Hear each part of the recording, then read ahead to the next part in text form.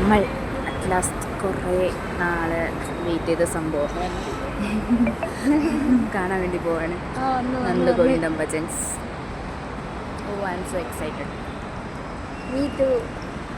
പെട്ടെന്ന് തോന്നിയൊരു പ്ലാൻ ആയതുകൊണ്ട് തന്നെ വേഗം റെഡിയായി നമ്മൾ മെട്രോ ഒക്കെ പിടിച്ച് എറണാകുളത്ത് എത്താനുള്ളൊരു പ്ലാനായിരുന്നു.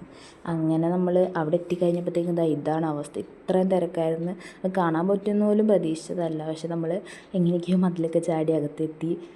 ഒരു ആൾക്കാരുടെ ഒരു ഫ്ലോയിൽ നമ്മൾ എങ്ങനെയോ കയറി ഒരു ബാരിക്കേഡിൻ്റെ ഏതോ ഒരു സൈഡിലെത്തി.